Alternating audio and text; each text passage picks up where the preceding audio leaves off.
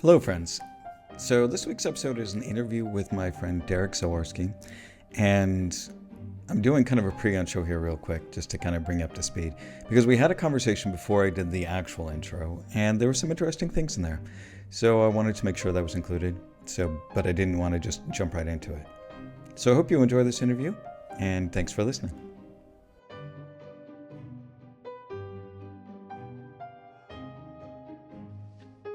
All right. Um, yeah, so I figured some of the things we want to talk about, philosophy in general, kind of Yeah. what you're working on, what you do. Then I think, obviously an important part of that is addiction, because that's what we talked about when you were here. And Oh just how, yeah. because I never really talked about stoicism and addiction. I thought that would be an interesting kind of thing to dig into. Um, Yeah. and, luckily I've never really had to deal with that too much. I noticed lately hmm that I was drinking a lot, so I've definitely cut down on that quite a bit. Yeah. And Very for much me, so. I'm lucky in that it's not the physiological addiction, it's the psychological addiction Yep. for the drinking. So, like when I stop drinking, my body doesn't go, "Ooh, I need to have that drink." It's just like Yeah. my brain goes, "Oh, I want that feeling again." Oh yeah, very much so because you want to chase that how that courses through your body. And it's kind of like you remember that in the moment, but you forget what it would be costing you down the road. And that can Yeah, get into areas of like from like a stoic perspective of looking at the things from the perspective of like temperance, of how it's like, hey, even though in the moment this would actually feel amazing for you, from a balanced perspective, you will actually regret this down the road. Do you want to like cost that to yourself? And that yeah, also goes into like a line from Marcus Aurelius that really resonates with that is also in a hilarious way is the quote, the best revenge is to not be like that. And sometimes, like with your when you're facing like addictions, you have to remember like, oh, the best revenge against my own addictive self is to not be that way, right?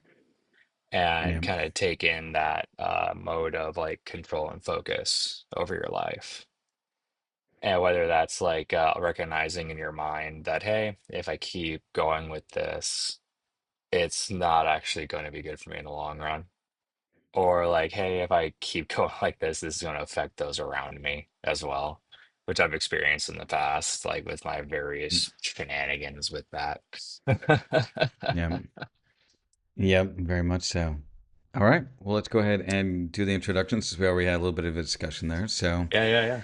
Um, yeah, so welcome to the Stoic Coffee Break. My name is Eric Cloward. The Stoic Coffee Break is a weekly podcast where I take aspects of Stoicism and other philosophies and neuroscience and psychology and basically anything that I think will help you to become a better person and to think a little bit more clearly. Because I think if you can learn how to think better, then you can live better. So that's what this podcast is all about. And normally I try to do it within the space of a coffee break, but occasionally I do interviews, and this one's going to be a longer coffee break. So on my podcast today is my friend Derrick. I've known Derrick for many years. We were in the same Burning Man camp back in Portland, and have since hmm decamped from that camp. And uh, here, Derrick's down in San Diego right now, and I'm obviously in Amsterdam. hmm And yeah, so Derrick was here about a year ago, almost to the day, and Yep. just happened to post on Facebook, "Hey, bye San Diego, hello Amsterdam," and I'm like, "I'm in Amsterdam." You're like, "What are the odds?" And I'm like, "Well, considering I live here, pretty good." And the place where I was staying was one metro stop away from where Derrick and his wife were staying. So we hmm went and saw Amaze Amsterdam, which is kind of a cool light uh, exhibit. My brain's flipping into Dutch and German, so Ausstellung. Um, All but good. um, but yeah, it was a lot of fun. And then me and Derrick ended up talking, and I didn't realize how much of a stoic Derrick was, because he was like, "Oh, you're into stoicism?" I'm like, "Well, yeah, I have a podcast on it." He's like, "Oh my god, how did I not know about this?" And we ended up talking till way late in the evening about stoic Yep. philosophy, addiction, music, obviously, because we've worked on music together, hmm which has always been a lot of fun.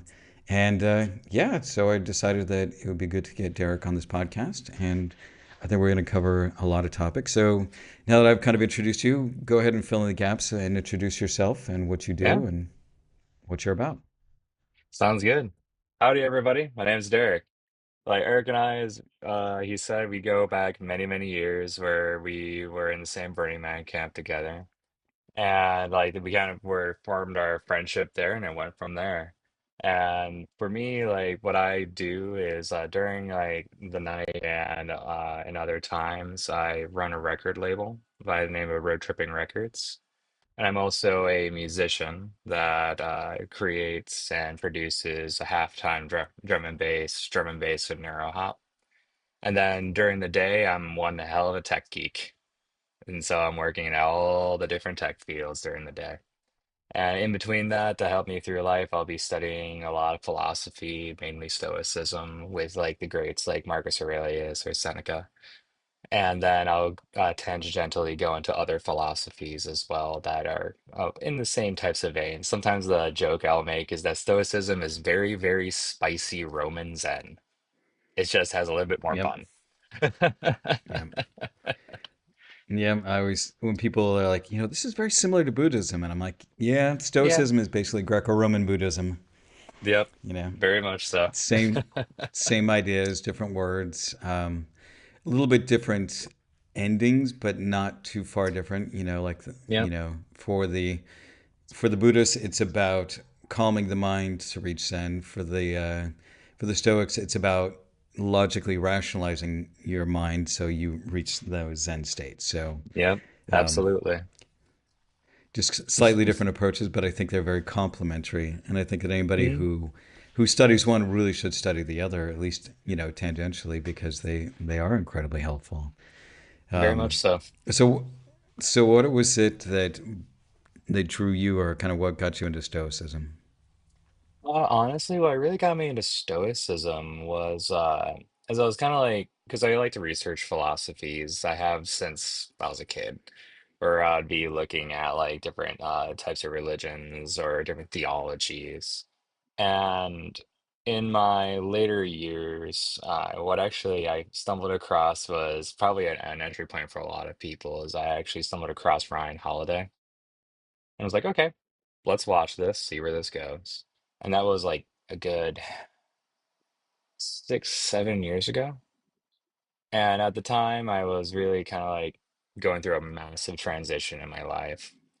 And when I first was like going through that, my brain naturally leans into philosophy with any type of large change.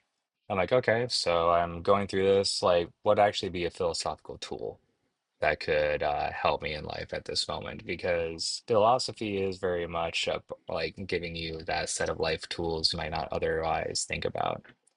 Kind of like, if I remember correctly, it was Seneca who said that philosophy shouldn't feel like you're going, this is paraphrasing, it shouldn't feel like you're getting like a good feeling out of it. It should feel like are going to the hospital and you just got out. Yeah, Especially when you're going through those moments in life, because that's where it really helps you and when you really have to like think about those hard moments. And so I was going through a life transition at the time, 6, 7 years ago. And that's when I stumbled across it and really started like reading The Obstacle is the Way. And I'm like, oh, this actually makes a lot of sense from like a philosophical perspective and how to approach life and how to work with the obstacles around you. And that it's not even really the obstacle itself, it's how it's your reactions and how you feel towards the obstacle. And as I read through that, that sent me down the rabbit hole of then like reading Meditations by Marcus Aurelius, which I first actually got as a audiobook. Because with me, I prefer having an audiobook first, and then if I listen to it twice, I know I have to get the actual physical copy.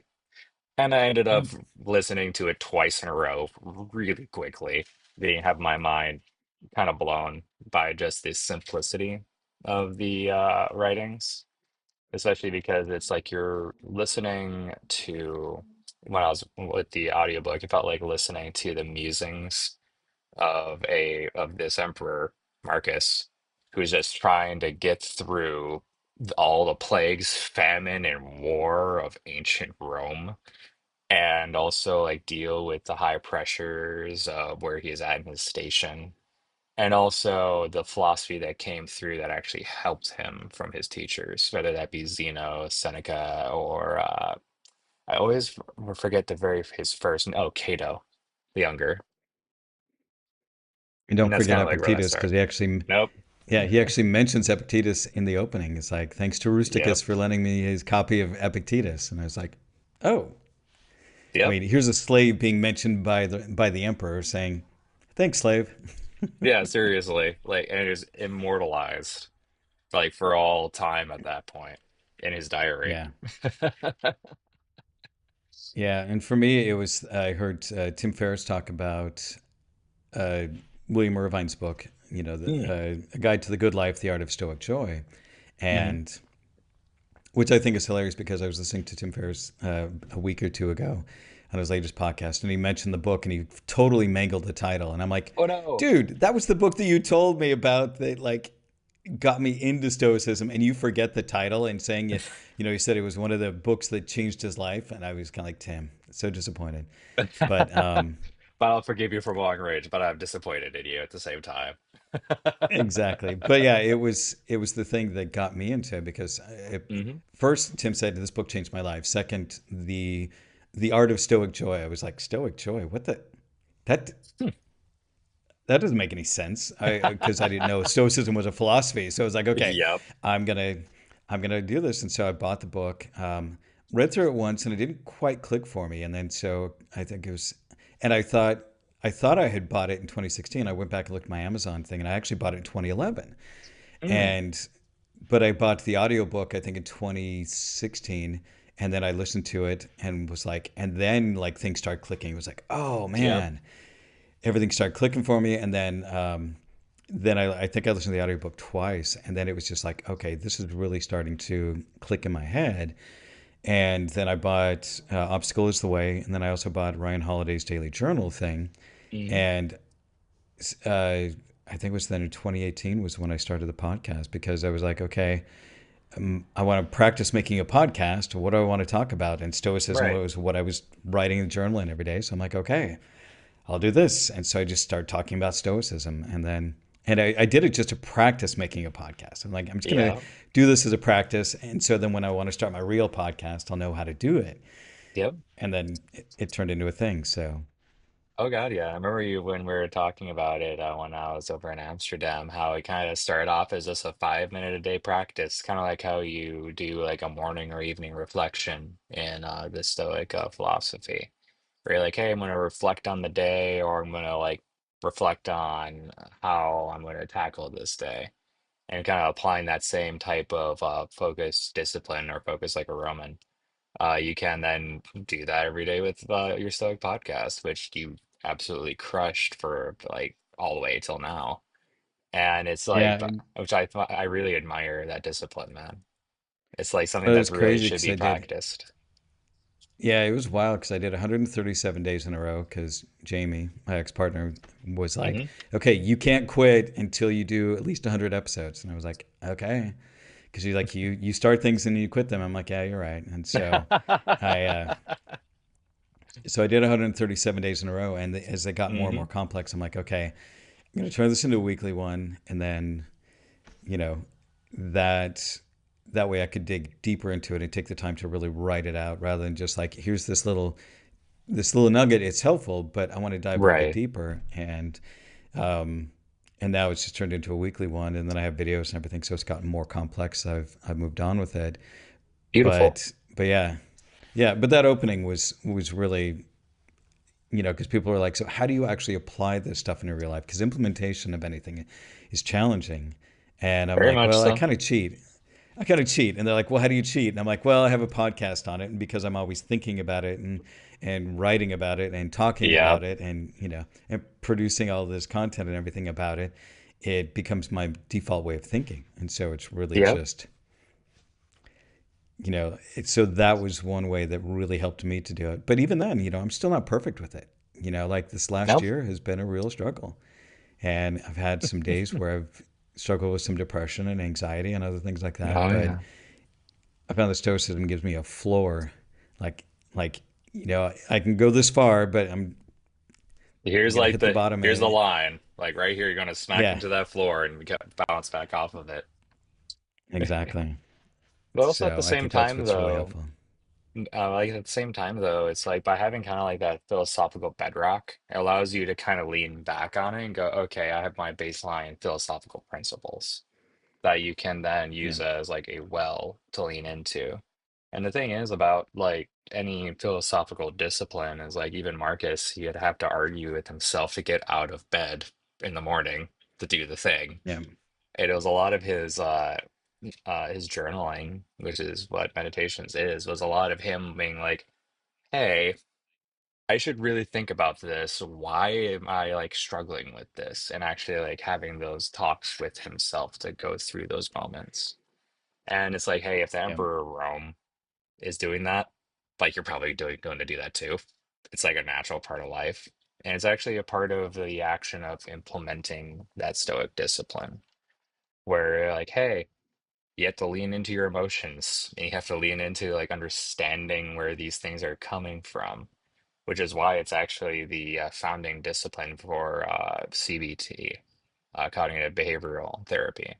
Like without Stoicism, we wouldn't have that today because a lot of that was actually that introspection, seeing where like your mind's at, where your emotions are at. And that's going to fluctuate from day to day. And it's how you maintain that consistency throughout it all. And also reflecting on it yourself, like in like a morning reflection or evening reflection is so important for that, yeah, especially if like you're going through and you maintain that discipline. You start looking like, okay, I've been writing for like 5 days about this one thought. I better like start leaning into this and figuring out why that's there, which is kind of yeah, like I find is one of the things that is a misnomer with Stoicism that people have when they first look at it, is the thought of like it's supposed to be like this unfeeling type person. It's like actually it's all about really knowing yourself and yeah, really leaning into yourself and understanding what's there and not shying away from it. yeah. And it's that whole idea of the more you know about your emotions, you know about yourself, the more you're truly in touch with those, then the easier it is to manage those things. I mean, there's Absolutely. nothing worse. And it's funny because I did an episode probably about a month and a half ago where I talked about how I had this weekend where I just hit this really deep depression. I just woke up and was just like low, low, low. And I couldn't get myself to do anything. I felt physically exhausted, mentally exhausted, and I had no idea Hmm. why. And so Saturday and Sunday, I just basically sat on the couch and watched Netflix. That's it. Yep. That's all I could get myself to do. And then by Saturday evening, I was feeling a little bit better. Went out to a meetup and hung out with some of my friends, and was just like, okay. And it was just like, and so I mentioned that in this podcast episode, and this one guy like wrote a comment on there. It's like, I'm unsubscribing. You're a weak person. So and weakness leads to bad decisions. And I was like, okay, what that I tells think you me, missed something. yeah. And my point was like, okay, well, that tells me that one, you're afraid of vulnerability. Because if you're scared that somebody else is talking about their weakness and you're freaking out about that, that's interesting because that tells you more about you than it does about me. Yeah. And second, Marcus Aurelius talked about his weaknesses all the freaking time. So if you want to be a Stoic and you're looked up to Marcus Aurelius as an example of how to be a good Stoic, you failed, my friend. You know? Yes. Because you that's And I actually was a just part like, of the grab bag. exactly. And I was just like, this is really interesting. Somebody who's that terrified of that. But I do see that, and this is something I've talked with other people about, that whole stoicism being co-opted by people in the manosphere like Andrew Tate and people like that. Yep, And it's such a misreading of stoicism, and it's they it took is. the and it's awful because it's like, oh, I'm so stoic because I do this. It's like, no, you're not. No, you're not. And normally I don't call people out for not being stoic, but I will in that case because I'm like, that is not what stoicism is about. Plus, Nope. stoicism is about justice and kindness and compassion towards everybody. And the way he Yep. talks about women and talks to women, I found that absolutely abhorrent. And I'm like, okay, Oh, you are it just an is. awful person. Oh, 100%. And it's also that kind of goes, and the joke I make for those types is that they took those types take broicism, or they take stoicism and make it broicism, where you're Yeah. like, oh And I no, had a you're, oh, go ahead. yeah, I had an episode called Stoicism versus Broicism. Yes, like that. And it I'm was so glad. and it's tough because there's, in this whole environment, it sometimes is a little bit challenging to sit down and talk about those things because, when people like us who are more thoughtful about it and try to bring it up, then other people jump on it like, no, you don't know what you're talking about, and because they're loud and obnoxious and rude, which Hmm. seems to be par for the course online. I feel like our online discourse has been getting meaner and meaner over the decades. Oh, very much so. It's kind of like when you look at it, it's my thought on how online discourse has become more and more divisive over time is that it's a feedback loop between people's negative bias for negative news, for negative events, because we already have that cognitive bias as humans to go, okay, I've had a negative experience. I'm going to remember this more than a positive experience because your lizard brain is sitting there going, hey, I don't want to die. So you're going to remember that forever. Well, when you have that co-opted by algorithms that have been implemented by a team of psychologists and engineers, like make no mistake, it's one human brain versus the like some of the greatest minds on the planet engineering these things. And if you think that your mind's not going to be susceptible to that, you have another thing coming. It's already affecting society as a whole, especially because it's hijacking a very base part of our cognitive function. And so, as time has worn on, I'm not surprised that we've seen a lot more of like that negative bias correction just coming out into society, which is why I think like having philosophical bedrock is so important when you're interacting Hmm. with the world. Because if you don't have that so philosophical bedrock for you to land on when you're interacting with these things and remind yourself that, hey, I should have kindness, I should have compassion, I should have temperance, I should have justice in this world. Then if you don't have those, oh, you're in for a ride to have your mind just hijacked by just the high octane algorithms that are in our world that just hijack those thoughts and feelings. And then you'll find yourself just like all of a sudden, why have I been doom scrolling and why do I feel absolutely depressed after this session? I thought I was gonna laugh at 30 cat videos, but instead I've seen like war, famine, disease, my friends dying, like all that type of stuff that's on any algorithmic infinite feed. Like, yeah, that's definitely going to hijack you. And it will definitely, as there have been many studies out there that, from what I've seen, that show that, where it's like, hey, people actually have a measurable negative effect from coming away from an algorithmic feed that has hijacked your mind and caused Yeah. you to go into that negative space. And that's true of any of the major social platforms and also even YouTube, where like if you are not careful with like the rabbit hole of YouTube, you will see like there's a great stand-up special by Ronnie Chang, and he's an SNL comic, and he his special for the most recent one on Netflix like has a great line from it where he's talking about how like there's this very specific algorithmic rabbit hole that happens that's really particularly unkind to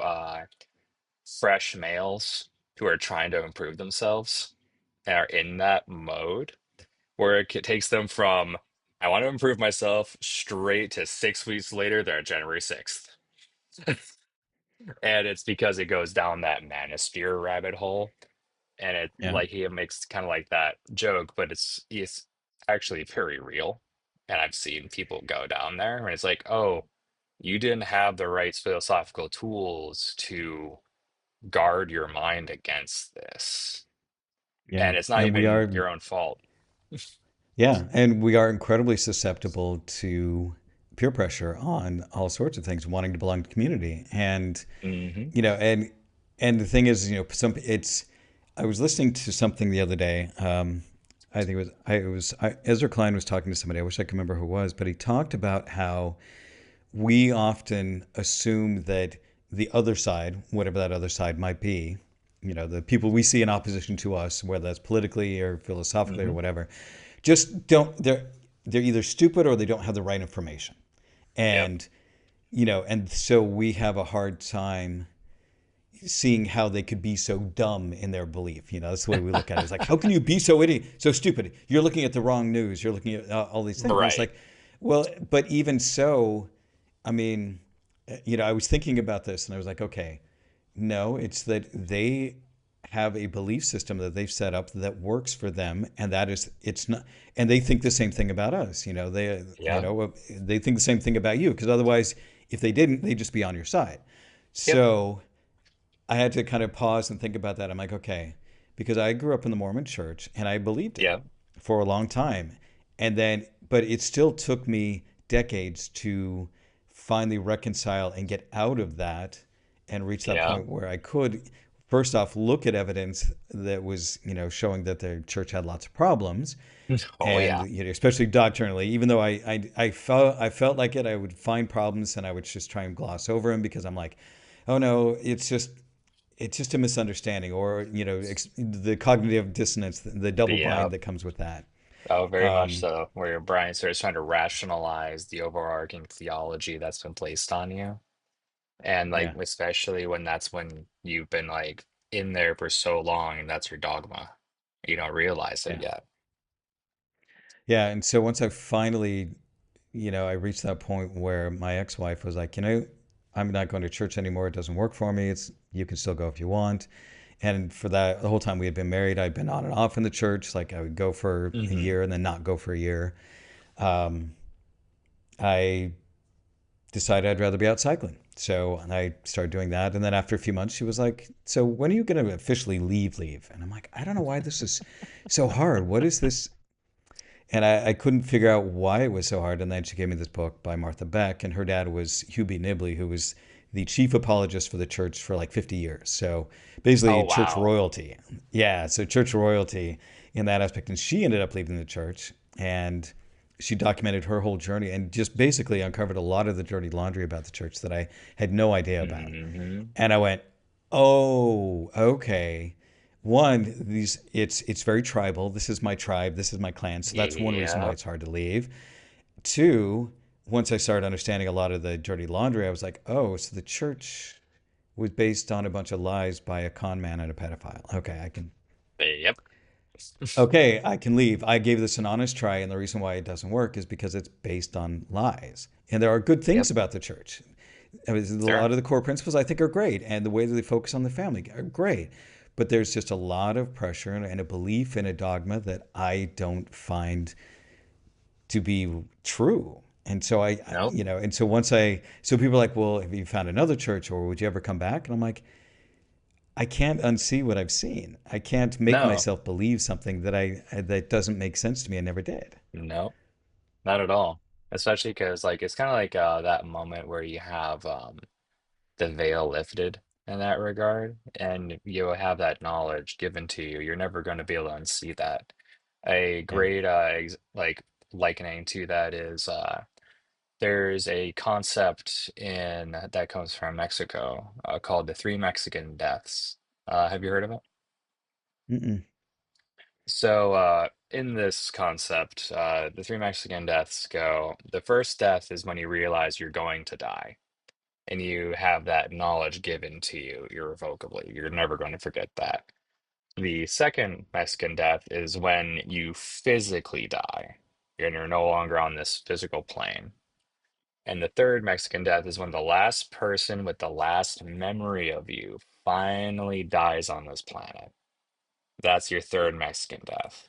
And it's why Mm. in Deos Muertos, you see a lot of people have photos of all their past family members because they're trying to prevent the third Mexican death from occurring. And it's their way of keeping them living on in memory.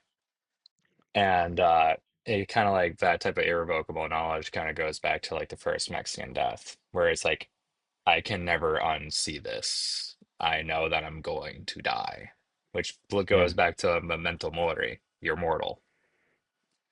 And when you have that with like a church or theology, you can't unsee that at all. It's kind of like how some Yeah. people also encounter that with Catholicism and all the stuff that's in there. Even though there's great things in there, some you can't reconcile some of the things. Yeah.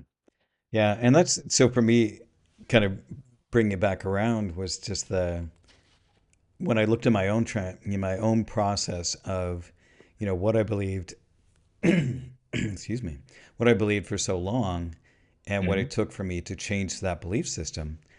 It's like, okay, I can understand why these people, they're looking for a belief system, and once they have it, it's very hard to change that. And Very for much so. and for a lot of people, in the manosphere and the whole insults and everything like that, it's really sad because rather than helping them to find a way to deal with the things that are they're struggling with, and especially Hmm. in today's society, like, I mean, it's Oh my yeah. generation was really the last generation that had reasonably affordable schooling, and even then it was Yep. really tough. Like I came out, if I had taken student loans out and gone to a 4-year college, I would have had probably about 80,000 in loans, but I was able to get out and get a decent job right away. But I went to community college for 2 years, then did my last 2 years at a private school. So I came out with Hmm. 22,000 in debt, which I still owe like Yep. 3,000 on. I call it my school tax. Um, Yep. but but the thing is that mine was really the last generation that was able to kind of hit that American dream, because like I Yep. went to a private school which was twice as the reason why I had 22,000 was because the school I went to wasn't like University of Utah. If I had gone there, it would have cost me less than I would come out with maybe 10,000 in debt. Yep. So can you imagine going to a 4-year university, a big university, and come out, if I gone all 4 years and only have, 30,000, 35,000 in debt? You can't do that Good now. luck. No, you're probably gonna come out with like 80K, 100K, and Exactly. it's kind of like with another great comedian, Neil Brennan, who talks about that. That goes, all right, hear me out. Imagine going into a bank and this is your business plan. All right, I'm gonna get really drunk for 4 years. And then I'm gonna come out with a degree in sociology. Now, can I get that 80K as a loan? They wouldn't do it. Yeah.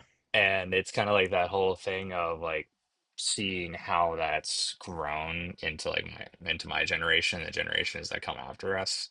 Of okay, if you want to get an education in the United States, you're looking at like a crippling amount of like lifetime debt, Yeah. unless I mean, like basically, you go in and work through it. yeah. And the worst part is that it's not even dischargeable in bankruptcy.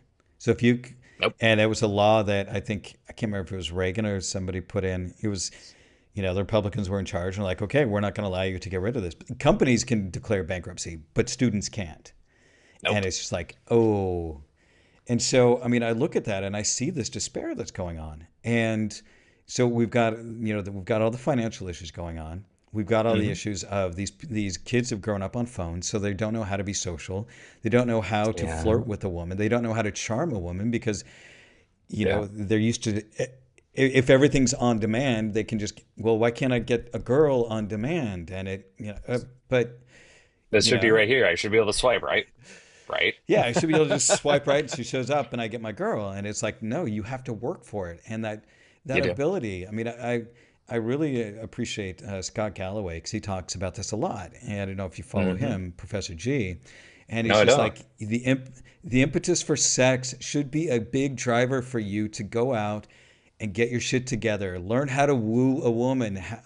and make mistakes. You're gonna make mistakes, and you're gonna, Yep. it's like the best thing that can happen to you is that you go to parties, you meet people, you have some bad encounters, but they're great stories to tell later on, and Yep. you make lots of mistakes, and you find someone that you're crazy can work with, and through that whole process, you get to learn these things and to become somebody who knows how to pick up a woman.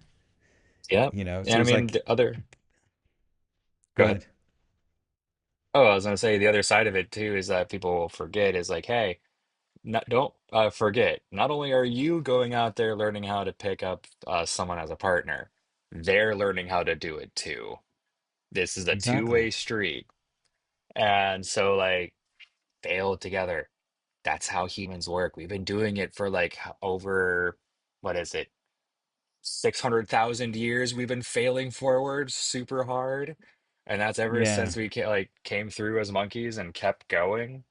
Like, Yeah. we've been doing this for a while now. It's a part of the human experience. The Yeah. We've obstacle is been the doing way, my this. friend. Exactly, exactly. And that's the whole thing. It's like if you're having trouble flirting with women, go out and try and flirt with women, and you're going to fail badly. And then you're going to be Yep. like, oh, but she laughed at this. Okay, let me try another thing. Oh, she laughed at that. And then she kind of smiled at me and she touched my arm. Oh, okay. And so Cool. getting out there and trying these things. But again, like you said, it's also look on the other side of it is that I think part of it, the problem is that they look back, 50, 60 years ago when it was the man's choice of who they were going to marry for the most part. And so Yep. because women didn't have a lot of say and a lot of rights and things, and for a lot of women, they just married the first man they could to get out of their houses, to have at least a little bit of Yep. independence. And Have a bank so they look account. at that. Yeah, it's just ridiculous things like that. Like my grandma couldn't get a bank account without my grandpa. It's like, what? Yep. And she was It's like, this smarter than makes he no was, but sense. yeah. Oh, yeah, very So much so. so it's that whole thing of I think that there's this, so they want to blame something on it. So they blame feminism for it. And it's like, okay, how is giving women the same rights that we have make things worse off for you? Yep. It's like, is there a power imbalance here? Like, what's going on? Yeah. And that's kind of my whole thing. But for them, they see it as, oh, it's turned women against men. They've all become man haters. It's like, no, feminism No. is about women saying, we want to be paid as much and we want to be treated with respect. Yeah. It's pretty simple. And that's it. And that's what feminism is about. And so I think it's interesting, but it comes down to they want to blame things outside of themselves of why they're not succeeding. So it's easier to Yeah. blame women for why they're not being successful with women, you Yeah. know, and It's that's usually the to it's blame never like a particular segment of society for your woes, whether that be like, hey, you should blame in the manosphere, you should blame women, you should blame these societal structures that are in place that are aligned against you. And it's like, oh, actually, no, maybe you should look inside yourself first. Like actually yeah, like lean into yourself, become like actually familiar with yourself and understand that, hey, maybe there's some things that I've like inherited from my own life experience, my own life baggage, that I should probably open up sometime because it smells back there. Like, what's going yeah, on? And that's a part yeah. of like that discipline. There was a reporter, very attractive. I can't remember her name, but I read an article she had written, um, and she talked about how for years she only dated people on the far right wing. you know, Hung out with, Fun. basically guys in the manosphere and other things like that. And she was just like, yeah, they don't know how to talk to women. They don't know how to be charming. They're angry and they blame everybody else. And it's like, and they're not mean people. They're just frustrated with life. And so she's just like, rather than looking at themselves and taking responsibility for that, they just want somebody else to blame and hoping that but the thing is if you blame things outside of yourself, then you are giving away that power because if it's outside of you, then it can't be fixed. Yep. Whereas if you Is look that at now I'm yourself and you that take person to fix responsibility it? for it, yeah. And Exactly. like for me, when I was divorced, so I got divorced in 2006. I had grown up Mormon and dated Mormon, all of that. Suddenly I wasn't Mormon and I Mhm. was single again. It was like, okay, I've got to go out and figure out how to how to date and do this. This is kind of scary and interesting. And, Here we go. you know, yeah, but I figured my way through it and I made plenty of mistakes. I said a lot of stupid things, but Hmm. in doing so, I learned how to be reasonably charming and reasonably funny and to, attract women and have fun and create relationships like that. Even when I failed in a lot of those relationships, I still was able to get out there and I keep trying. And Yeah, I've taken a break for a while as I've been kind of, resetting my life and, changing a lot of things. But I know that when that which is time comes, beautiful. because that's a skill that I know that when that time comes and I'm like, okay, I want to get more, a little more serious about this, that it's something that I can do. And so I think that, I feel for him. I really do, because I Hmm. mean, theirs is the first generation that will not be wealthier than their parents. And Yep. most likely, most of them, a good portion of them, if not, a giant portion of them will not ever be able to afford a house. Yep. Especially being that type of anger when that sets in, because it's like a part of it comes from the idea of, oh, there's this system outside of myself that's taken away my ability to exist within the classical models of society. Yeah. And that anger then will become frustration, which then will start be bleeding out onto the rest around you. Which kind of one of the things that comes to mind from like a Stoic perspective is the idea and the philosophy that you are a citizen. You should take part in the world around you if you wish to see the change in the world you wish to see.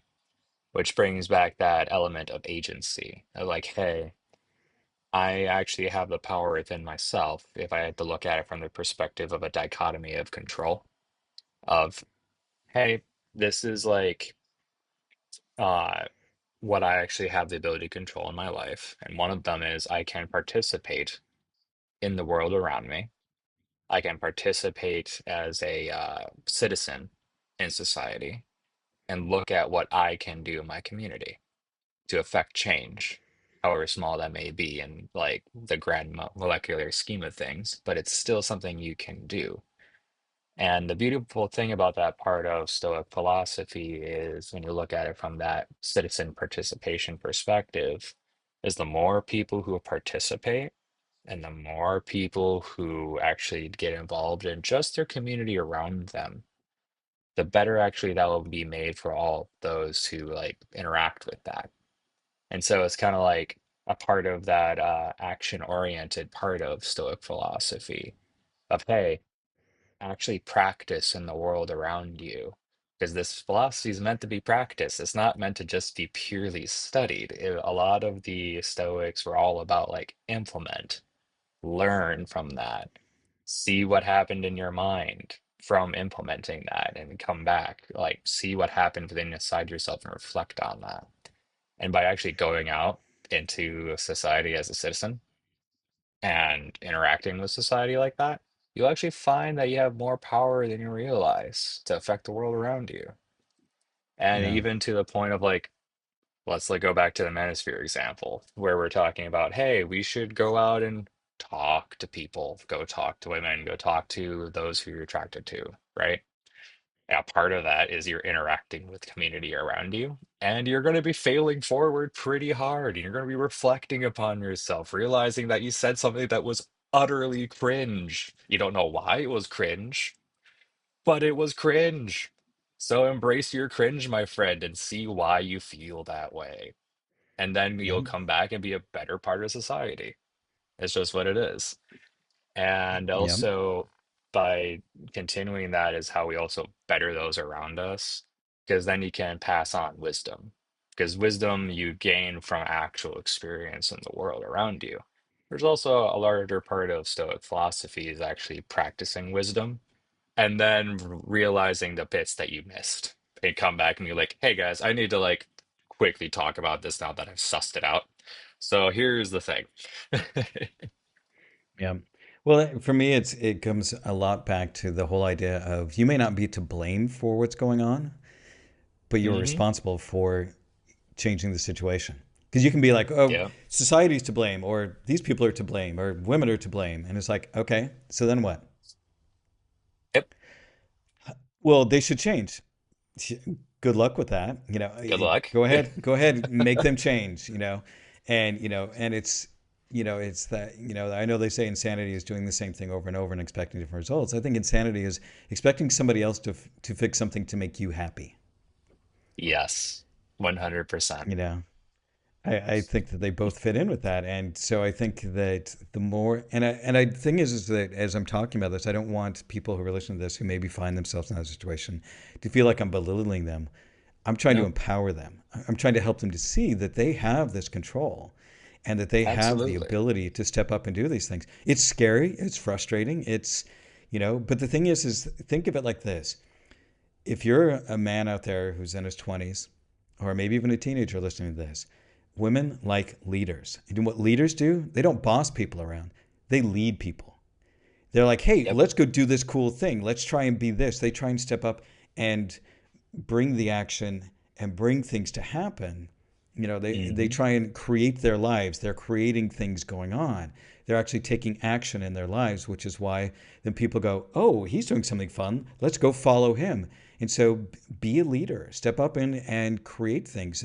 Have a party, invite people over that you don't know. If you're Yeah. out on the town and you meet somebody like, hey, you guys seem cool. Why don't you, we're going to have a party at our place. Just I've gotten Yeah. invited to random parties before of people that I just happened to meet once or twice and like, hey, you're cool, Let's you go. know. Yeah, and go to festivals, but just go up and talk to people and take responsibility for your life. So Hmm. even if the only person you are leading is yourself because you are choosing the actions you want to take and you are taking responsibility for a group of one, that's still being a leader. So get It out there and is. do stuff. Yep, very much so. And also by doing that, you'll find out way more about yourself than you'll realize. Because a part of being that leader in your life is that you're learning from anything that you've interacted with. You're learning Yeah. like, hey, I'm actually can talk to more people than I realize I can talk to. Or, hey, I know that actually I can help people more than I realized I can help people. And the only way you'd find that out is if you're actually interacting with the world around you and actually going out there, like being with people, leading people, going like, hey, do you guys want to go on a hike? All right, cool. I'm gonna getting like 15 of us together. Let's go.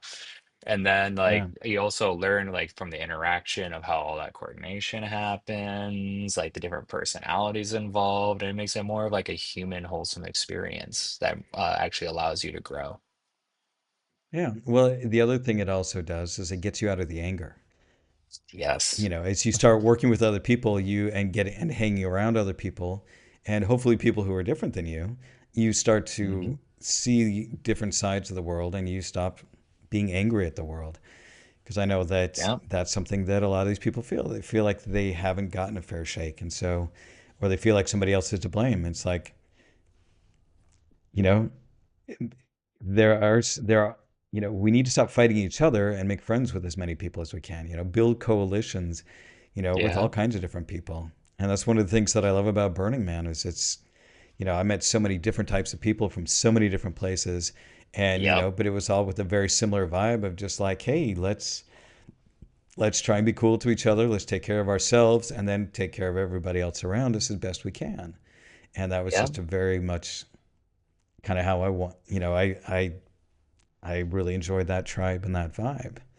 Oh, So, but speaking of absolutely. Burning Man, and this is one of the other things I wanted to make sure that we have time to cover. So, Yeah. when you were here, we talked about addiction and how you basically were headed down some pretty dark paths and how you were able to turn Hmm. that around. Yep. So, maybe give us a little more insight into that. I mean, obviously, you don't have to give us all the dirty details, but Oh, yeah. So with my journey with addiction, to kind of give like also a little bit background of how it comes down through my family tree. On both sides of my family, there are a lot of addictive tendencies. And so because of that, I kind of got like a double whammy and just out the gate. And with that, my brain, one of the things I've had to learn over the years is that it has a high predilection to addiction. And there's a double-edged sword to it is that the underlying thing with addiction is that your brain is way more sensitive to dopaminergic response. And so anything that your brain goes, oh my God, this is giving me the dopamine, let's hit the gas pedal. And that will can go many ways. If it's with learning, that person with that brain config will learn so much about a given subject that it's not even funny in a short amount of time. Or they'll become like amazing at knowing about an X like situation or like an X culture because that's what they delved into, that's what they became a part of because of that part of their brain, right? The other part of it that becomes the more dangerous part is that just as you can addict too many different things, you have that substance addiction that comes up. You'll have like even just baseline like video game addiction, anything that's really of a high dopaminergic activity, right? And with my own journey with it, from just my own family predilections, it would like start off with me. Like, I remember when I was younger, I'd play video games for like hours and hours and hours nonstop. And like I would literally forget to eat, drink, sleep. And like it just like you'd see me and I'd be like looking like a vampire, having not seen the sun for like a couple of days. And it wasn't pretty. And like later on in life, what that transition into is like for example, with me, it would be the my love for dance music culture. Like I have a deep, deep love for it. And a lot of it comes from like community, the tribalism of it, and my own brain's predilections. It's just something I've had to like just realize over the years. And then as time went on, as I would like get deeper into different cultures and different things, I'd see and recognize in myself a pattern of like, oh, because of what I've seen already with my past, and because of what I'm already seeing within myself, I'm seeing that my brain is starting to attach to different like substances that are not good for me. And I would not realize it until way later. And a part of it that really helped with like learning stoicism is kind of like that idea of dichotomy of control. What is it do I have that I have control over in my life? And also recognizing that a part of the addiction monkey or gorilla is going, cool, I know you're there. I know that sometimes this thing, if I do not catch it in time, will take the reins, and I have to really pay attention to that. So I have control there.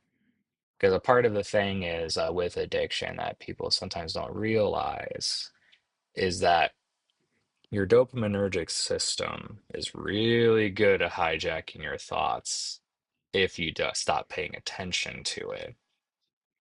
And as soon as that happens, it goes, cool, I'm just going to hit the gas pedal over here, buddy.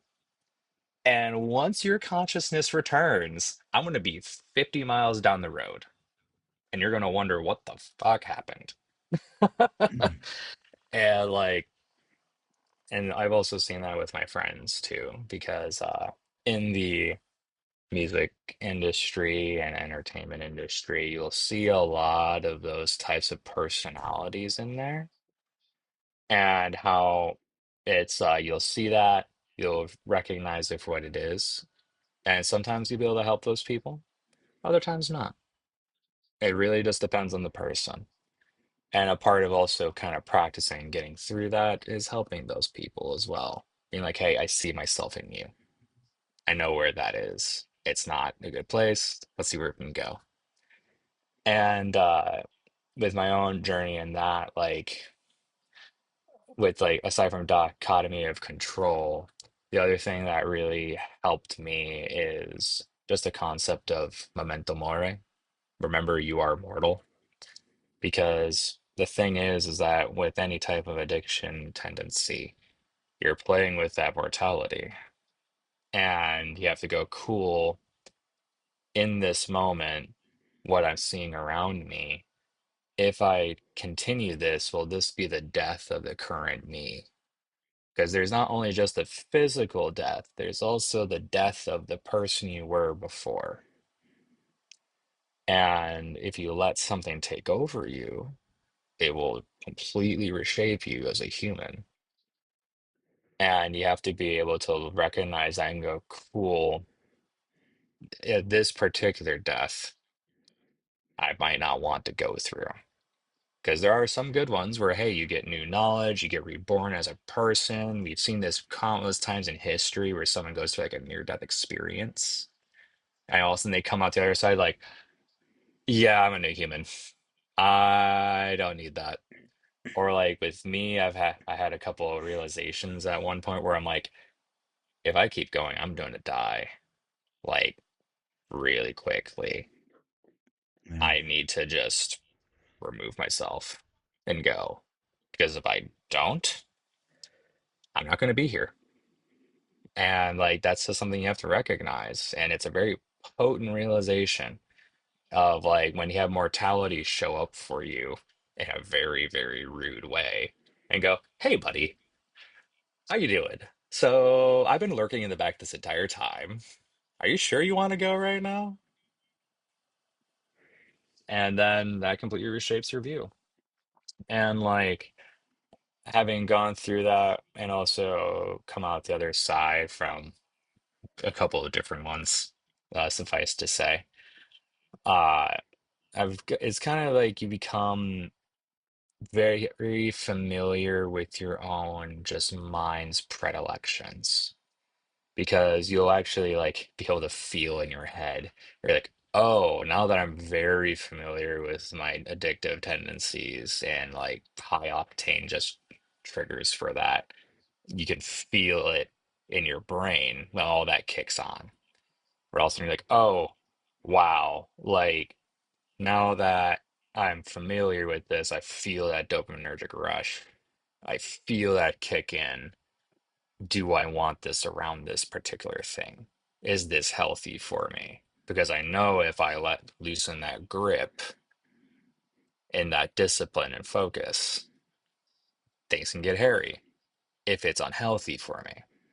And that can be for like a drug, that can be for a activity, or that can even be for like a community that might not be so good for you. Because we always have to keep that in mind.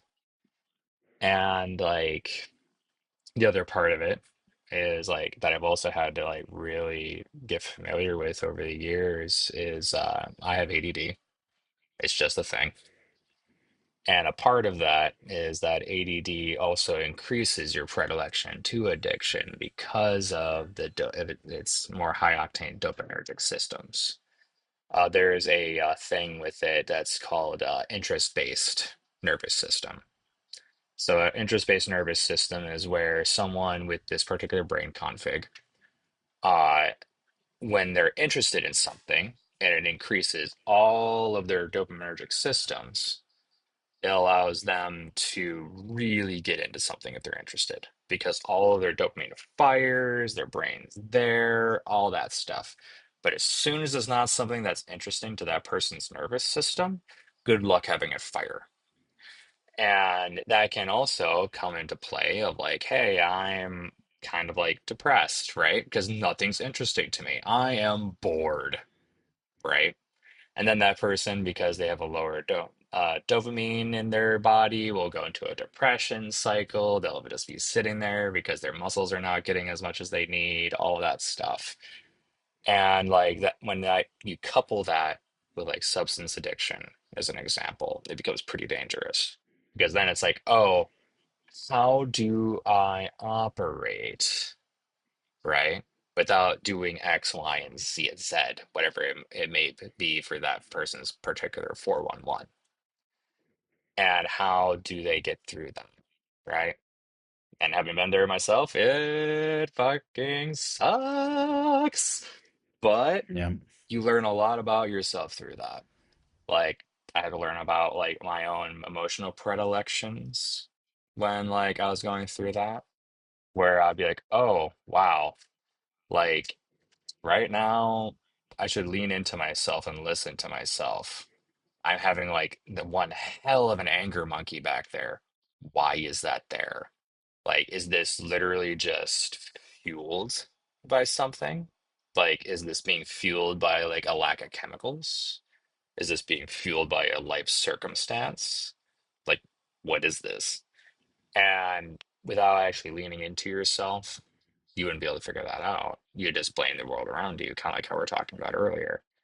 And so, with Yeah. my own journey through that and leaning into like Marcus's meditations, the obstacle is the way, it really helped kind of just make it through so that I wouldn't be like in those moments. To actually go, hey, you have control in yourself in here. And also recognizing that discipline's built up over time. I mean, even the Stoics, they had to go through and do their daily disciplines, their daily rituals of, hey, I need to build this muscle. Muscles will fail, but it's that you keep working that muscle over time. And also recognize that sometimes you need a community. That's a part of like the whole going back to being a citizen, because a part of being a citizen is connecting to your communities around you and those communities helping you through. Like an example would be I was a part of a music producer community that I'm still all really good friends with for a very long time. And like that community, by being a citizen in that community, also helped me dramatically just get through all of those like addictions I was going through at the time. Because I was able to go, hey, I need a place to put this addictive energy. Because the thing is that with addictive energy is that it's still going to be there, even if like it's not being focused on one particular thing. So you might as well give it a place to be that's healthy and direct it. Because like with someone with my particular brain config, if you just let it sit there, it's going to be one hell of a monkey that gets into trouble. And you have to be like, Yeah. all right, gorilla, where are you going? All right, where do I need to direct you? And that's where great things can come from that. Where like you'll see some people with those her particular configs, like I'll use myself as an example, uh, they'll start companies because they need to put that energy somewhere. Like for folks like Tim Ferriss, for folks like uh the guy Chris from Modern Wisdom, those folks, they took that energy and put it there and focused like a Roman. With myself, I started a record label. Aside from my music project, I was like, hey, this energy has to go somewhere. Let's put it here. I think this would be good. And also like another great friend of mine who's gone through the same type of journeys in a different way. My friend Taylor, his music project is Intronaut. He like took his like potentials and energies in that and just directed it towards like starting a collective, which is an awesome music collective by the name of Applecross. And by focusing it there, he was able to really like help himself through, connect with community, and be a citizen in the community he created because he focused that energy. And a lot of that is kind of also understanding that that's within your control is that direction of addictive energy, because that will still be there inside your mind and your dopaminergic systems. It's a lot of how do I direct it? What's Yeah. the control I have for that? Yeah. Well, it was like, this brings up an interesting thing did, I think it was 2 episodes ago, talking about free will.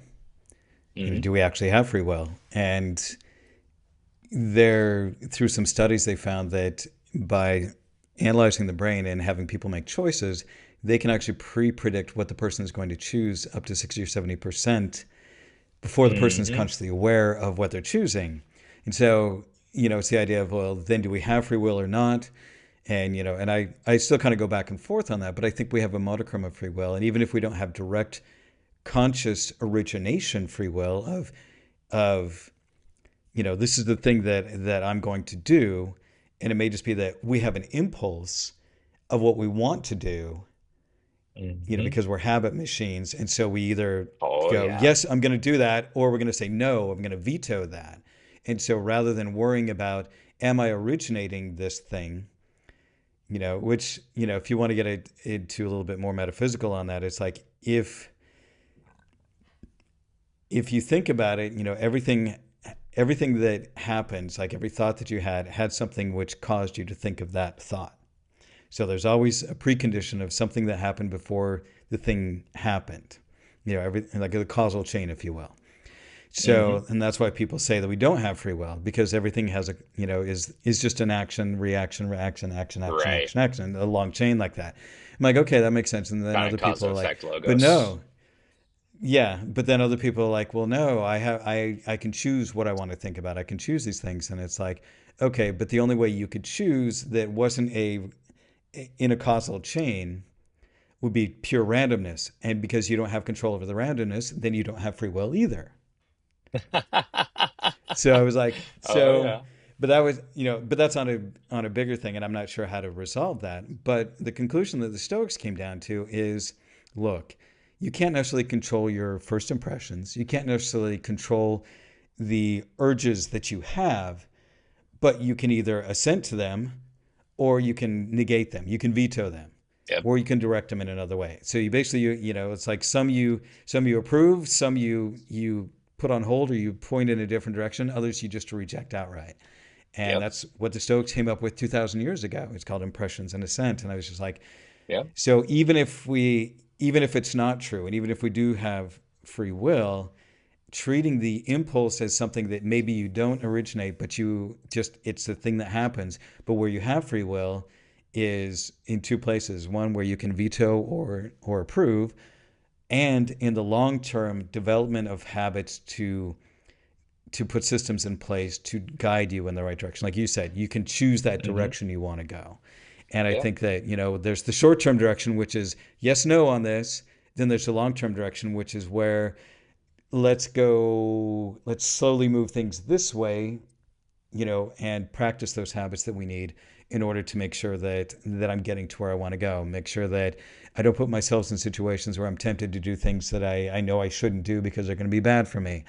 Yeah. Um, and Absolutely. that's the idea of moderation and temperance. Some people say, well, I'll do this moderately, but sometimes moderation means that something should not be done because Yes. it can't be an either or thing. It can't be, oh, I'm just doing this.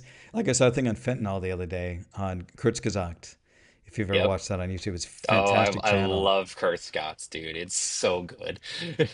Yeah, so they did one on fentanyl, and they just Hmm. explained how ridiculously addictive it is, and how cheap it is, and how much harder it is on your body than even heroin. It's like Yep. they're like, heroin's bad for you, but these are the good This things is of heroin. terrible. Yeah, this is fentanyl. This is just plain. It's like it's garbage heroin. They're like, this is just like the dregs of heroin, and they explained the difference between what happens when you take heroin versus with fentanyl, and it was just like, oh wow. I mean, Yep. yeah. It's So that's just terrifying. like yeah. And I read an article the other day talking about Portland's fentanyl issues, and I was back there Oh last yeah. summer, and I was walking along Jefferson, I think, and I saw three people just sitting on this uh, step of some old building, Just with and like yeah, two of them were crashed out, and one of them was nodding like this, like yeah. just about to fall over. And I was just like, somebody said, "Oh yeah, that's the fentanyl fade."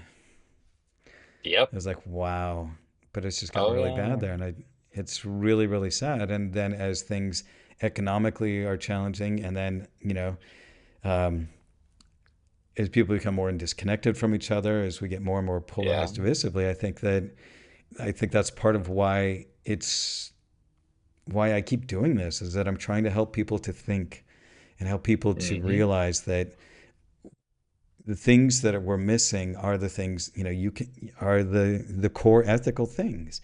They aren't Yeah. the technology we're missing. The technology is great because it allows me to disseminate my message, but it's just a tool. But if we didn't Yeah. have all this technology, the things that would matter in life would be like, am I becoming wise? Am I treating people well? Am I being brave and stepping up and doing the things I know I need to do? Yeah. And am I practicing discipline in my life? And like, do I have the courage to embrace all of that? Yeah. And also, it's kind of like gets into the whole thing of now more than ever, we need more of that philosophical bedrock that we've been talking about. Because, like, the more you have that bedrock, the easier it will be for you to tackle the things that come down into your life. It's kind of like to go back to the idea of free will, right? One individual I used to watch a lot put it like this. We now, if we have like uh, free reign over all our decisions, that is still being proven out. But the thing that can be proven out is that if you look at your mind as a formula, right? When you have a formula, as soon as you plug in the things, you have an output. But the area you do have control over is how you actually modify your formula over time. Because by modifying the formula is how you have a different output when you come to that situation again. And Yeah. you can change that through discipline, through participating in community that affects how you have discipline. Because being as like that citizen, right? By incorporating a community into your life that's healthy for you will over time change the formula of your mind. So then when you encounter those interactions, those decisions, you have a different output, which is why it's so important to make sure that the communities you participate in are good for you because they will actually change the formula of your mental of your mind's construct for whatever that might come out the other side. Whether that be like, hey, when I encounter X situation, I'm going to do X, Y, and Z now because this community I'm a part of has given me the X moral framework. Whether that be the Stoic community, where we're all practicing Stoics and we go, hey, we're here for each other. These are like how we would look at it through the ethical, moral lens of a Stoic system. Or if someone's in a more like theological community, they rely on the formulas given to them from their theological community for how they proceed in the world. And that's so important to take into account. Or even like in our own personal experiences, aside from Stoic communities, we have our Burning Man communities that we are a part of really heavily. And those come with their own moral frameworks of how you proceed and participate in the world. And some of them are amazing, others depends.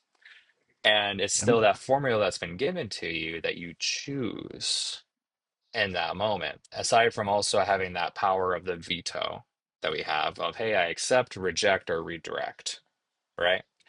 That also comes in addition to that formula.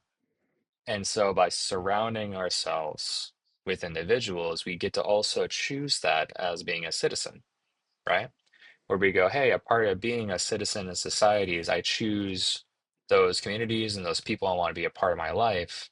And also understand that by having that choice, I'm also choosing the moral frameworks that are going to be acceptable in my life over time, because we are influenced by those we have around us. But we have a choice as to who we want to keep in our lives and how we want them to affect us. And that can go from like whether I'm like looking at the artist landscape, being like, hey, I love this artist. I'd love to interact with them. I'd love to like hang out with them, all that. And also recognize that, hey, we're interacting with each other, we affect each other. We're also affecting our moral formulas as well. How do I want this to proceed? And how do I want to proceed with this in an ethical, moral standard from like a Stoic perspective with me? Or from in their perspective, they might have a different thing that's more from Eastern philosophy, where they're looking at from more like a Hinduist or Buddhist or Zen perspective, or even more modern frameworks, depending on where they're coming from. And so having that like moral framework, I think, is very important for us to be able to choose, like, hey, this is the formula I want to adopt. and change in my mind so that when I encounter a situation, I know where what the output's going to be. A great example from like a Stoic framework would be, as I mentioned before, the dichotomy of control, or where we look at the moral frameworks. If I always mix these two up, it's either Zeno or Seneca who crashed with the merchant ship and lost everything. Yeah, it was, Yeah, Zeno. So how Zeno, he was on his ship, he lost everything. And then he went, cool, I can either despair right now, or I can choose to go become a part of this community of philosophy over in the Roman capital. Let's go become a part of that community. And he became one of the forefathers of Stoicism by doing that and changing his formula. And then the rest is history with that one, as we've seen. yep. Yeah, no, he decided to hang it. He was hanging out in Athens, but yes, in Greece. Oh, it's And Athens. My bad. yep, down on the colonnade and the Stoiopolka. So, but yeah, and it was funny because Stoicism was, they were originally called Zenoians, but Really? Zeno didn't like that. Yeah. So the original Stoics, so down on the porch, it was the Stoiopolka. And Mhm. so, but originally that was where the poets would read their poetry. So the original Stoics were actually poets. And then Zeno started talking there, and so they called him Zenonians. And then he became more popular and famous than the poets. And so pretty soon that became the place where they all hung out. And then they started calling themselves the Stoics because that's where people would know where to find them. And so then Because of Stoicism was built Astoria, off of that. which is Yep. beautiful. So so I always thought that was funny. Zeno was like, Zenonians? No, Don't call me that, please. yeah, don't call me that. Yeah. I can just imagine Zeno just like, This is not what I've been yeah, preaching. Stop it. Stop it, please. I'm just trying to teach you yeah. how to have But a good life. yeah, and it took him a long time. I think he studied philosophy pretty intently for about 20 years before he actually started teaching it because Mm, he was just that dedicated of a student good. because he was a very serious person for, it was just his disposition was very, very serious all the time. And but he was also painfully shy. So when he was studying under Crates, the cynic, um, Hmm.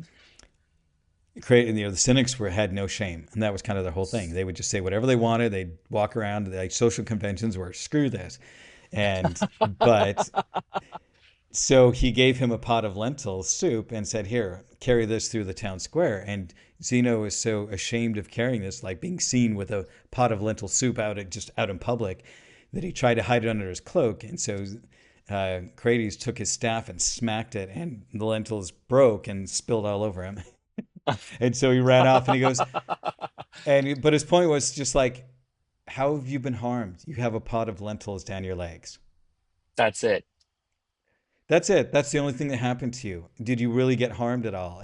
But Zeno was so shy and so embarrassed by the whole thing. Right. But it was kind of a teaching lesson of going, nothing harmed you. You had some lentils No, on your legs. That's it. that's it. And it was like interesting. And so yeah, so Zeno was an interesting person. He was very strict with himself and was very demanding of Yep. himself. And I think Marcus Aurelius and Seneca added a little more kindness and gentleness into Stoicism and Which is kind of needed. softened some of it. Yeah, because it can be a very strict thing of like, you have to follow these things. But I like to point out with people that Stoicism is very much just a set of principles. There's no dogma to it. There's no Hmm. rules that say No. this is if you do X, Y, and Z, you are a Stoic. I mean, you can just declare yourself a Stoic and be one, but obviously, if you're not acting like a Stoic, then people are going to really question that and be like, Oh, absolutely. I don't think so. But there's no, like having to pray a certain amount of times or, make any kind of pilgrimage. It's just, are you practicing wisdom? Are you practicing courage? Are you treating people well? And are you practicing discipline in your Hmm. life? Are you controlling Yep. the things you can't and letting go of everything else that you can't? Yep. And that makes Yeah, and that's one of the things that I really like about it is that having grown up in a very dogmatic religion, getting away from that and recognizing that you can still be a good person by the way that you live, not by the rules that you follow. Yeah, absolutely. And also, it's the whole thing of like with Stoicism, it's a philosophy that's meant to be practiced through action, which was always really heavily impressed upon by all the Stoics. Is that no, you're supposed to get out into the world and actually practice this and make mistakes, because that's the Yeah. only way you're going to really learn through this philosophy. And they also recognize that, like, this philosophy, it's very prescriptive. You practice it in the areas it's meant to be practiced in. And then when you encounter an area that it is not the correct tool, recognize that and go, cool. I now know that as a part of my philosophical framework is the action to take is to see what the proper tool would be for this, whether that Yeah. be from It's Zen or anything else. Well, it's very self-corrective, and that's what I think is why it's so powerful. Is because there's nothing you have to believe in per se. I mean, they do have the idea of the logos, but for them, that was just really Yep. trying to explain why there's something rather than nothing, why the universe exists, and why it moves the way that it does. Yep. That's what the logos was really. It's just like there's something bigger and greater than us, and it's this divine rational intelligence, and we think it's genuinely good. And that was like a very vague description of God, and that was kind of Yep. about it. But they didn't say you had to actually believe in that in order to be a Stoic. It's Yep. like take what works for you, and if it doesn't work for you, then it's not help. Then that's fine. Only take what works for you, and because Yep. it's self-corrective, it's able to continue on. And I think that's the problem with a lot of religious traditions is they're not self-corrective. They No, become not at all. entangled into dogma, and but that's why like Zen Buddhism was something that I found very interesting because it is very self-corrective. It's not about Hmm. believing any one way. I mean, there's that old Zen koan, which is, Zen Buddhism is just a finger pointing at the moon. It is not the moon. Yep. That's all it is. I'm You just know, point. It's the art of pointing. yeah, it's the whole idea of it's just one way of getting to the moon. It's not the way, it's a way, Yep. you know. And Very much and I so. think that that's what a lot of people miss. They want to find the right path, and there really isn't. There's just paths, and some Yep. are adventurous, some are good, some are bad, some are going to work for you, and some aren't. And so it's Yep. just you keep going down them, and you figure out which one's going to work for you.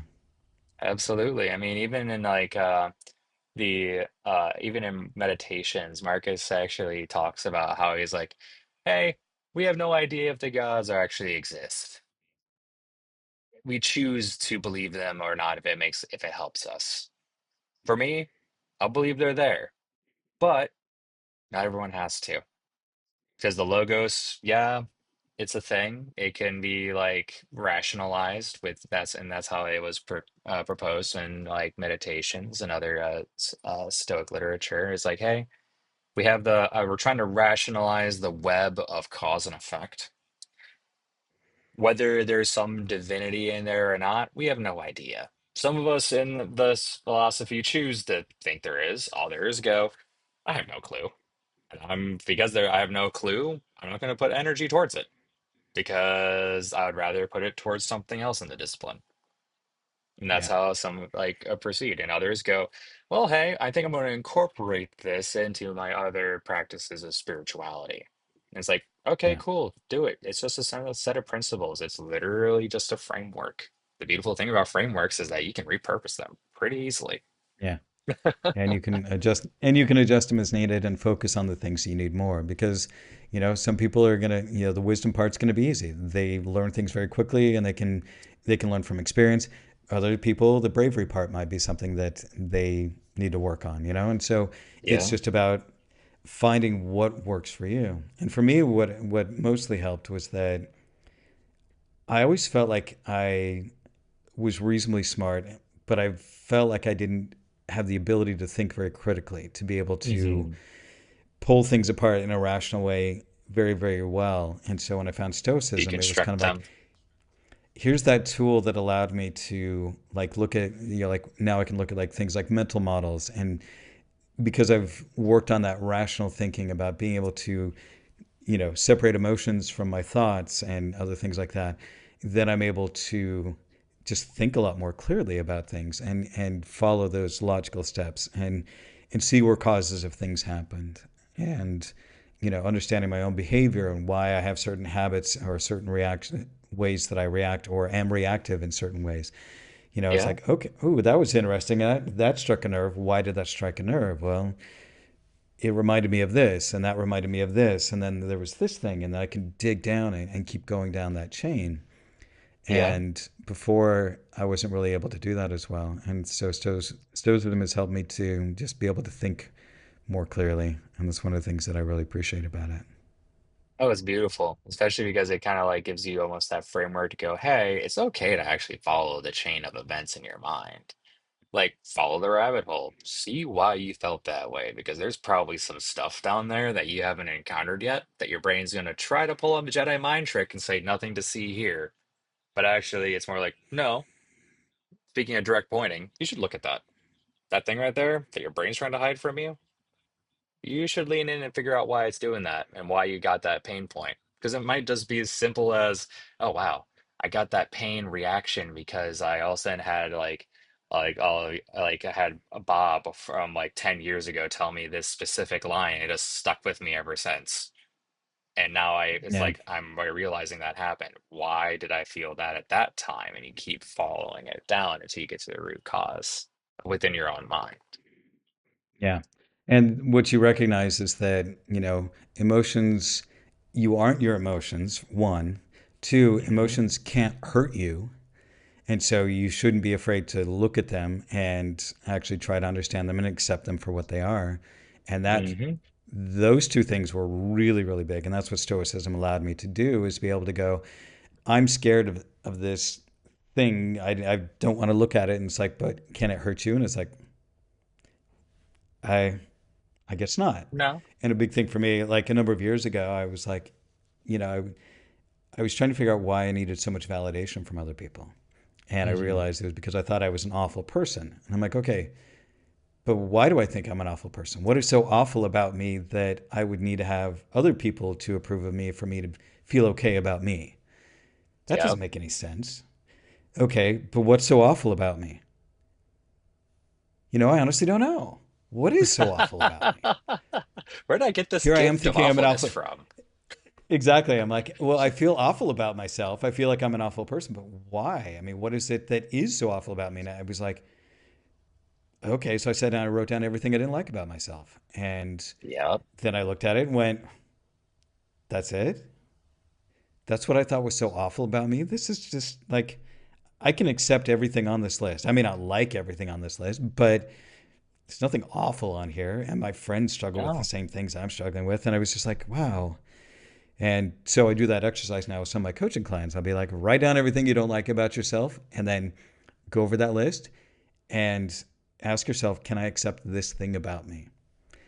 Yep. And most people, when I first say, okay, I want you to write everything you don't like about yourself, they're like, you Oh want me to do God, but what? why? You want me to bare my soul to you right now? It's like, yes.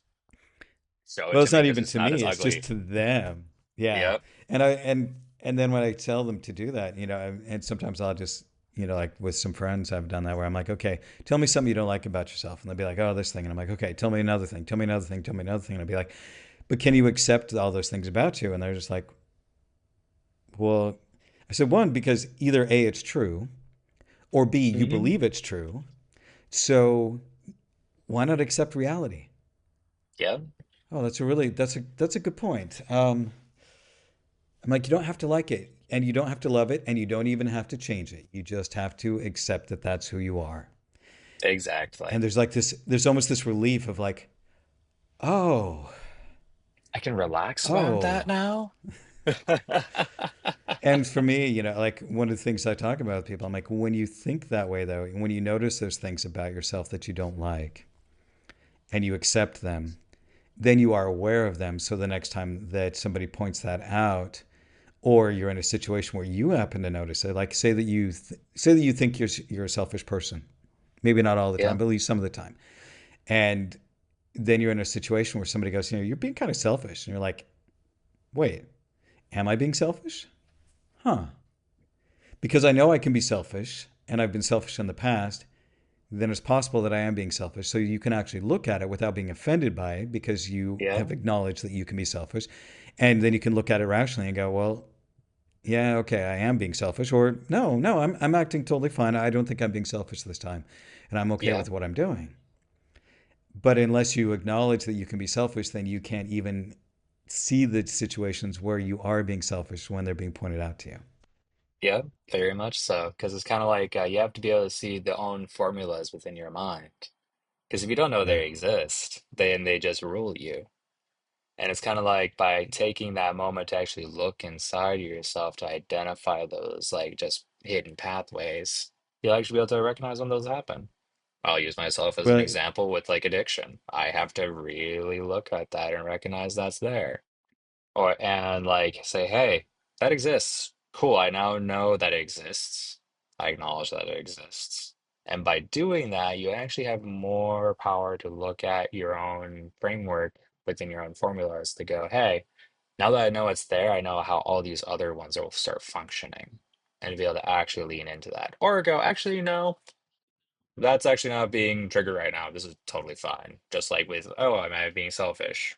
Now that I've really leaned into it and really analyzed myself, in this instance, oh yeah, I'm totally being selfish right now. This is 100% my MO. Or the other one would be like, actually, for once, I was actually just trying to help and like just be selfless in this moment of like, how can I actually provide in this instance? And like just give instead of that take. yeah, it reminds me of a quote by Carl Jung where he says, "Until you make the unconscious conscious, it will rule your life and you will call it fate." Yep, 100%. Yeah. I remember the first time I heard that, I went, it was like a cold shock of like, oh wait, oh what? Wow, that's, yeah, yeah, that's a Yeah, powerful that's a one. thing. And it's So, also really beautiful. yeah, for sure. Well, I think we're coming up on time here. So I really Yeah. appreciate the time that we've been spending here. Um, Why don't you go ahead and let my audience know where they can find you? Maybe if they're into drum and bass, they can check out your record label and Yeah. give it a listen. So where you guys can find me out in the world is stop by Road Tripping Records on SoundCloud, Spotify, Instagram, Facebook. If you type it in there, you'll find it. And that's more of the group project side where I work with a lot of different artists. We make sure that their like dreams are recognized, that they're brought forward, and also so that we create like community interaction where we're like, hey, we're doing a cipher, let's go. And we give like a artistic framework for people to create inside and play, but also come up into quality. And it's beautiful to see the community grow in that regard.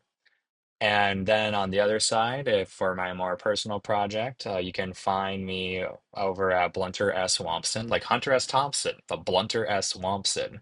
For all my drum and bass, halftime drum and bass and neuro hop, you can find me on that name at SoundCloud, Spotify, Apple Music, all of the distros and also on IG, Facebook, and Threads.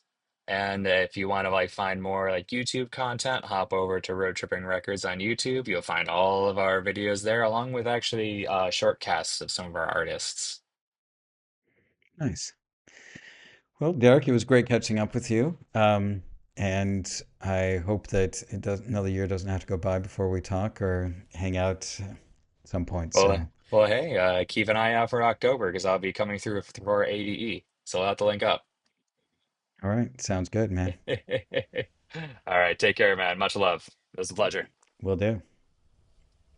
Hey, friends, thanks for joining me for this interview with Derrick Zaworski. I hope that you enjoyed it. I find Derrick to be a very interesting person. He's very easygoing, but obviously has had a lot of life experience and really enjoyed my conversation with him.